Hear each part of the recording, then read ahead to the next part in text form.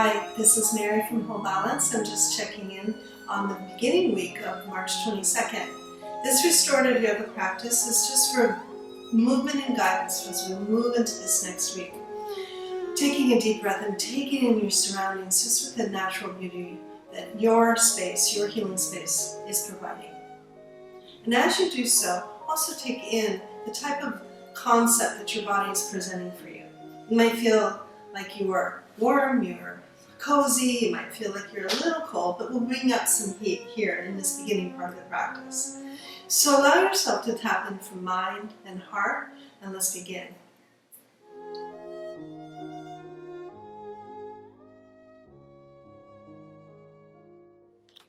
Let's begin with cat and cow position. Stabilizing your hands. I've used a little bit of a support for my knees for comfort. Opening up the palms. This is four-post pose. Allow yourself to really feel the extension of the fingers. Root into the ground with the fronts of your toes and arches of your feet. Allow the navel to round. And then when you're extending the back, feel free to hold, taking a nice neutral breath. Round the spine. And continue on.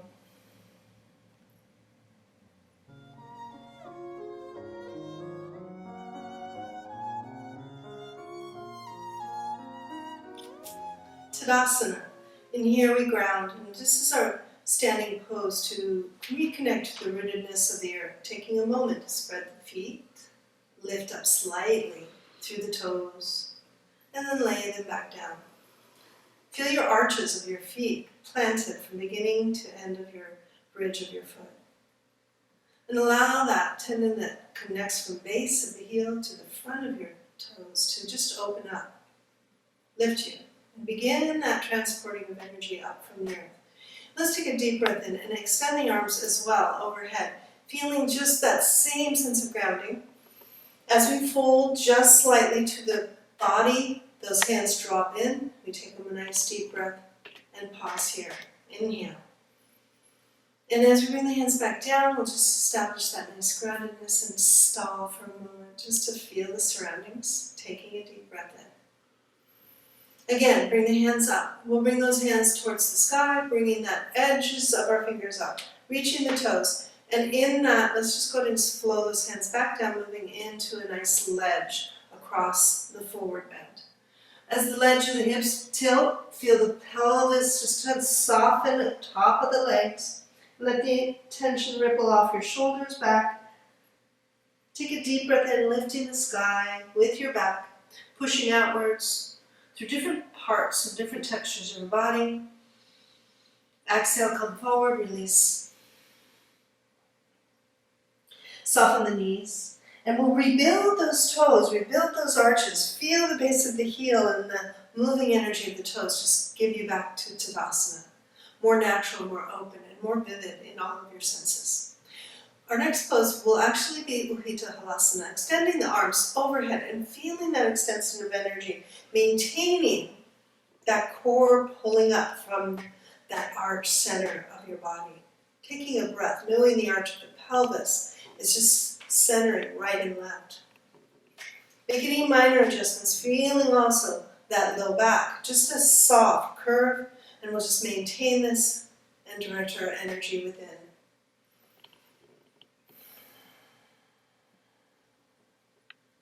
Soften the hands, and we're going to ease ourselves into Trikonasana, triangle pose.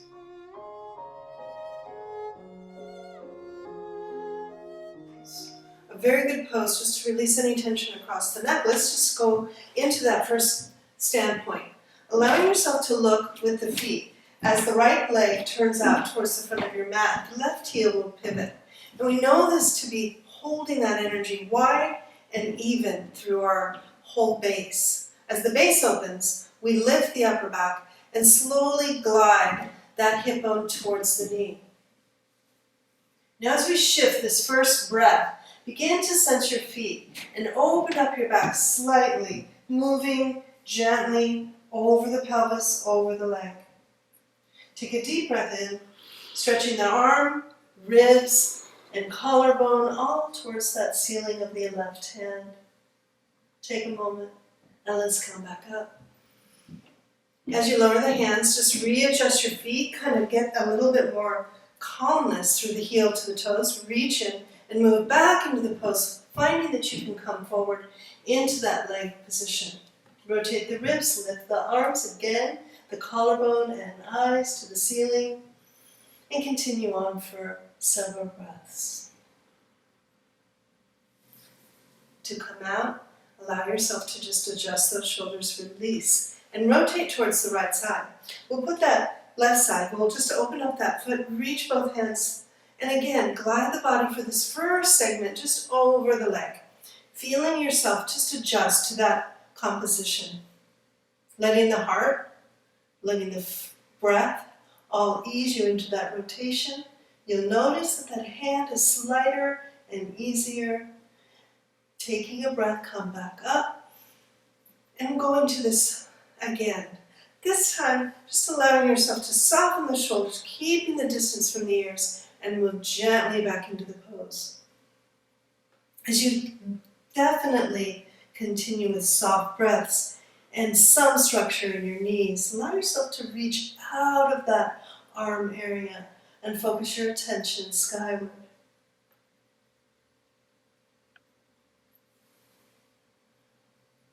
Soften the arms. And we'll allow ourselves to just do this wide angle pose that is also opening up the low back. And it is a shift towards your right side again, allowing a motivation of your body to the forward bend, Parsvottanasana.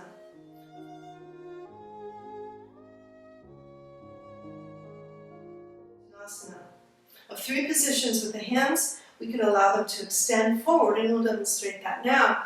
And it is really the one that causes you to really work your ankles in steadiness. The toes forward, shifting the hips towards the knee. Just allow your hands to walk down the shins, reach in front of the toes, and if they can touch, then allow your lower back to tilt a little further. Eyes to go to the knee, taking a breath and releasing.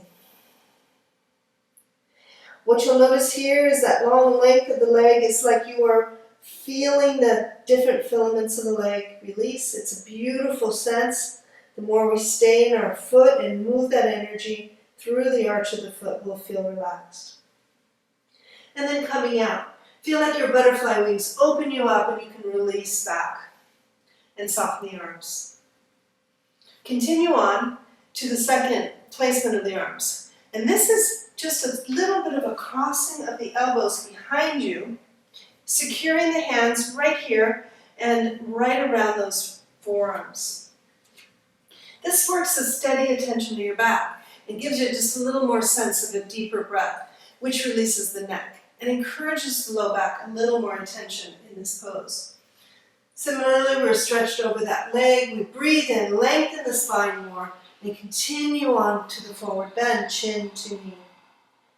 Hold steady, deep breaths, and then slowly lift out of the pose.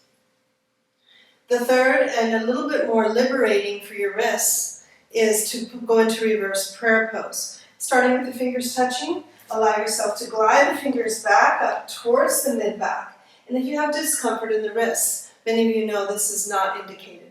So, we'll just keep that breath, keep those butterfly wings, and proceed to the third option, if it's available. The neck, free to move, continues to shift forward, taking tension from the upper body and spilling it out through both legs. Lengthen the spine, come gently up, and we'll release those fingertips, shake off the hands, and we'll go to the other directions, allowing the left foot to turn towards the front of the mat. When we turn here, allow that leg to come through, and we'll just demonstrate that forward bend with arms forward. Watching that breath, allowing the eyes to focus, extending the long lines of your back. And you can notice that the foot is helping lengthen both from the right and the left legs. And they stay very connected during that movement back out. When we bring the hands, consider the alternate crossing of the forearms with each palm and come forward again, leading with your chest, lengthening the back during an exhale. Gives a nice transition and also helps reduce some of the tension we build up in that lower gut. Continue to shift the eyes, focus on your grounding, and lower the attention of your eyes to the shin. Butterfly wings coming back up. And of course, the third option is to refer the hands into reverse prayer pose. And you know, it takes a moment to get that work. But then that pulls the chest back open and we lead with a little bit more innervation as we breathe. Pausing and continuing on with the deep pose.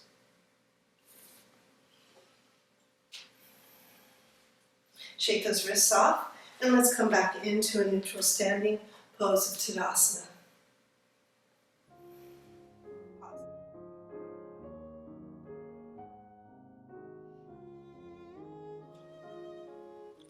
I just want to give a short approach to what the warrior poses mean to me. They mean bringing and gathering energy.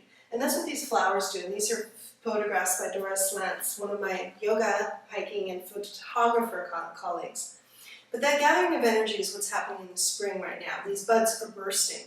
And I think the warrior energy is that movement with the sun to open up. So let's go ahead with the series and allow ourselves to use the front of the mat sincerely as we trace that right leg forward, bend the knee, tracking that leg just in a comfortable place, getting that vertical lift to the heel.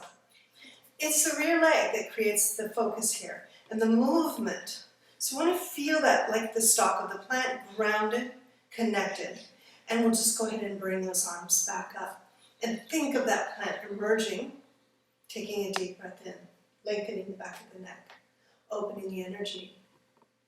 If your arms are fatigued or cannot open up the chest sufficiently, feel free to lower the hands or flex the elbows slightly to the side, keeping them in your periphery. Inhale several times, holding the position for approximately 30 seconds.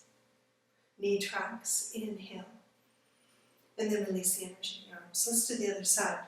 Using the legs, bring them back in, step back with the right leg, and pivot the navel so it's tracking, just moving with the pelvis. As we bring the arms to our preferred position, allow yourself to, again, feel that energy of the stalk rising.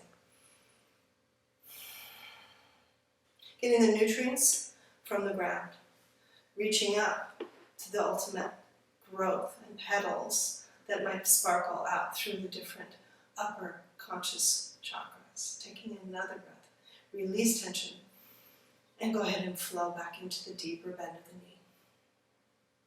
Release your hands. We're going to go right to a forward bend Uttanasana. So track that leg forward and just allow yourself to adjust your legs as evenly as possible towards a close, intimate feel of the inner thighs.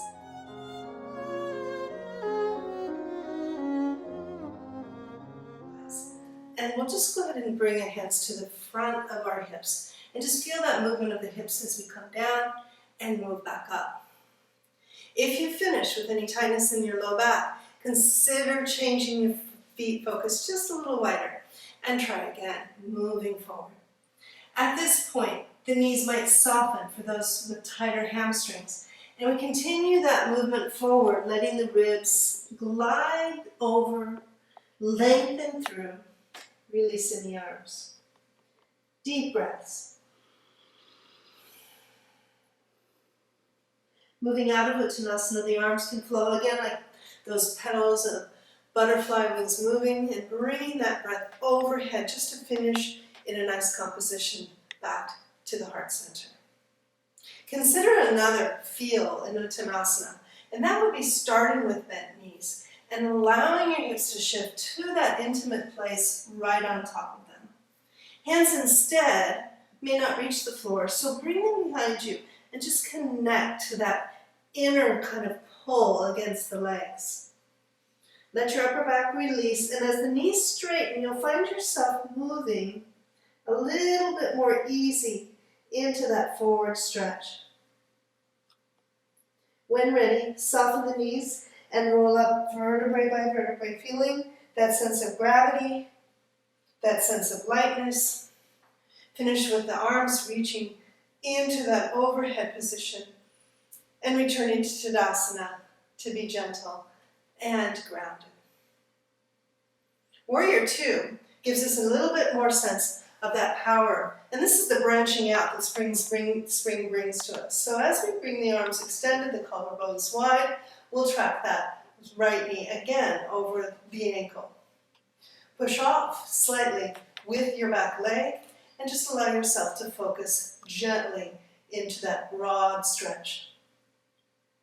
Our clear focus in this lower pelvis is opening up, but also front to back. We are finding that sense of a neutral alignment with our hips.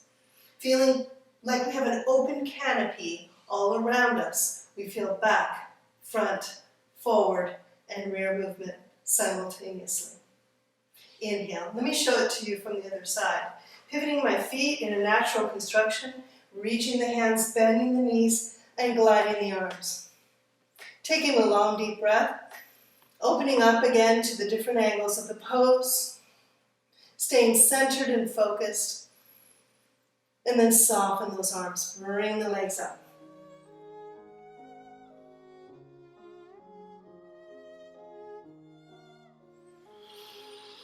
The standing forward bend has 3 versions that make us feel a little bit freer and starts to bring our energy down at the end of our standing practice. So we'll again feel that movement of the hips turning forward.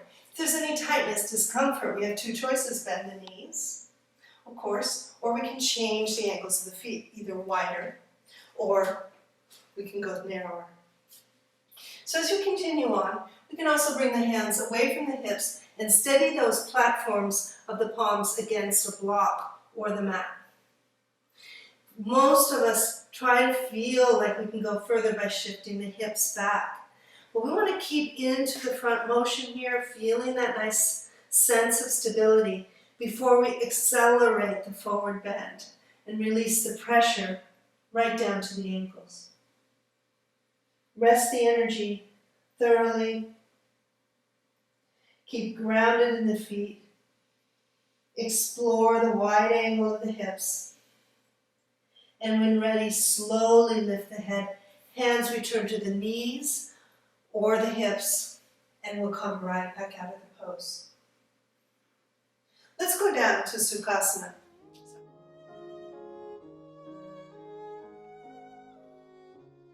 Again, this is an easy pose. Many of us prefer extra props in this position. So let me just demonstrate that you could use a yoga block or simple yoga blankets to prop up your knees. Underneath your pelvis may additionally be another blanket just to allow that nice neutral low back shoulder stability feel. This is a great pose to practice the attention of your spine. And we use this for many pranayama or controlled breathing practices. Squeezing the shoulder blades slightly in and then relaxing them down gives you a sense that there's an openness and a smiling energy across your collarbones. Check in with your neck and feel that length, very neutral, much like a bobbing feel. Finally, check in back with your groundedness of anything that's touching the earth, your hips, your knees, your hips, the sit bones. Make sure that there is a good, solid grounding and as much balance right to left as you can feel.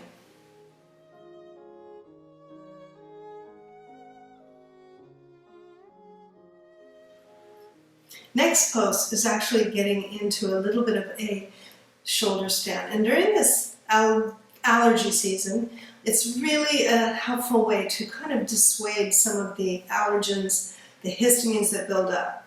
And so we recommend that if you're new to shoulder stand, you watch some of the accompanying videos. But I personally like to use a couple of extra blankets to help my neck in these positions. Allowing the bolster that was underneath my hips to become a support for my neck and shoulders, we use the fold of the blanket nice and even so that the neck can flail over the edge. Using the wall as a prop to get up, if that assists you, keeps the stress off of your low back muscles and shoulders.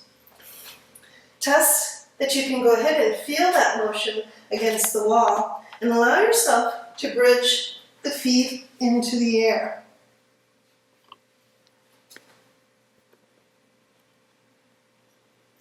Once in place, go ahead and allow yourself to explore the feeling of shoulders close together again, the energy moving into the spine. Extend from the middle of your waist, the legs up, reaching actively into all of the toes. Stay calm in the back shoulders and heads. When it's right, you might also go into plow pose, or we call the Ardha Kondasana. Oof. As we slowly ease into that pose, the knees will stay with a lot of friction and openness, stretching the back lines of the legs. In Halasana, the energy may not go all the way to the floor. We keep extending the energy of the feet and lifting the pelvis to get a little more energy draw through the spine.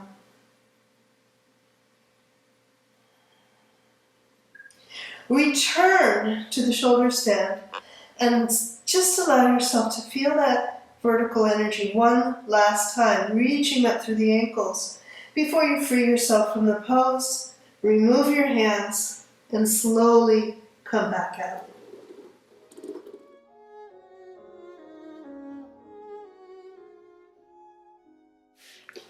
If you have a little bit more room to work with, you can extend your halasana to focus your feet on the wall, creating more lift to your pelvis. Let me demonstrate.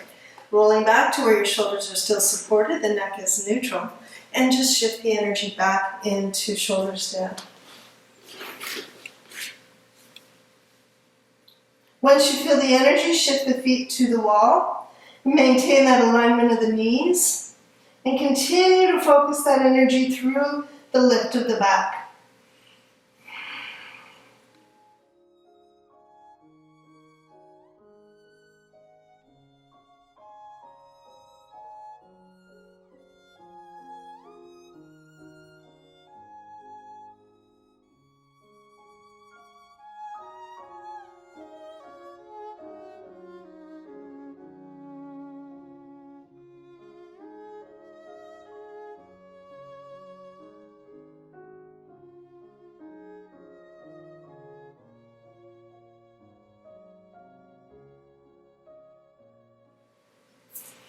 When you're ready, return back out of the pose, softening the knees and rolling gently out.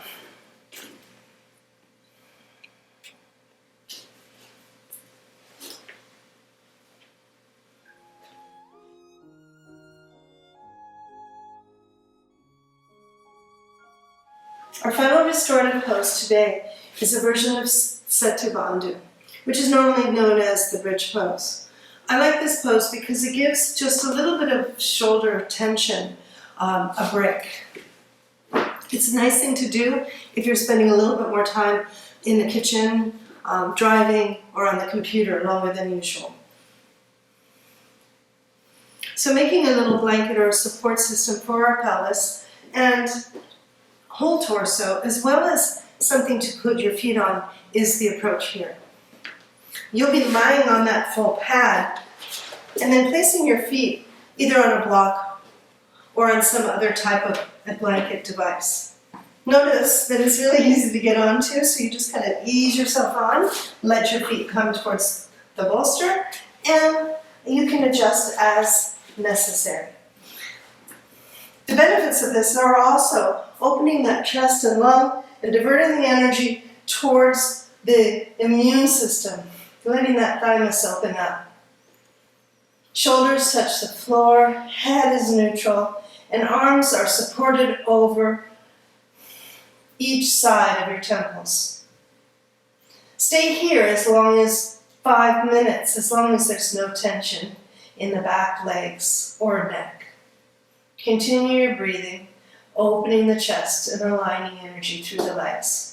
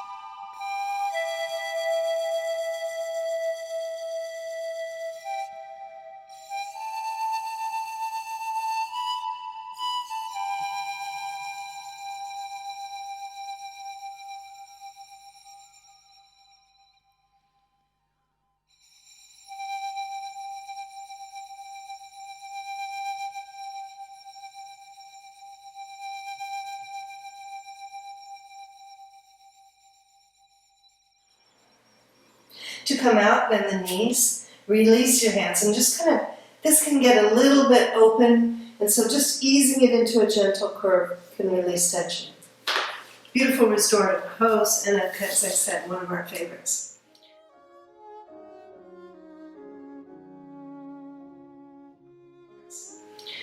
With the blankets all in position, this is a good time to just go ahead and show you a nice quiet Shavasana.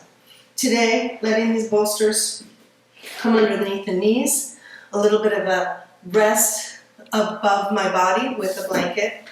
Just go ahead and lay the knees softly over the edge. Place the blanket as a courtesy, a comfort, and a weightedness across as much of your torso as you need. Begin to remember, I think, your practice today, what you brought in, that feeling that we're bringing in the beginnings of spring. And let's just go ahead and let ourselves be that final brewing of the seed, starting, the petals growing. Take in all your surroundings and bring them peacefully down to the floor. And then allow your eyes to just shield you from the light. Put your hands to either side and again connect those inner shoulder blades. And in a restful way, begin to let go of tension.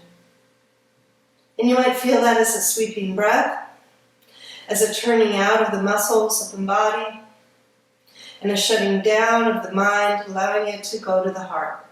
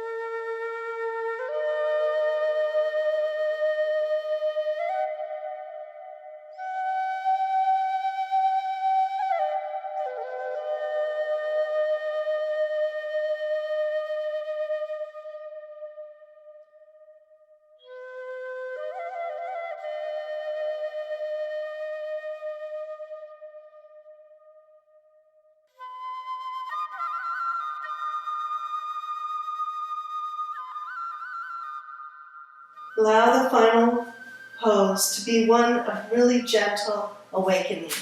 Getting the feet to just gently rock side to side. The neck and shoulders to follow.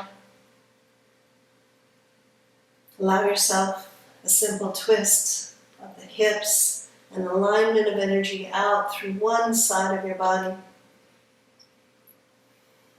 Just remember that spine just really enjoys that reawakening very slowly. But also, it enjoys the transfer of energy equally to the other side. So make sure you give about as much time to the other side. And the same type of release. As you gently come back up, allow yourself to feel the room again. Adjust any bolster underneath your pelvis that you might need. And just kind of reflect on the accomplishments of your pose. Bringing in the nature of relaxation,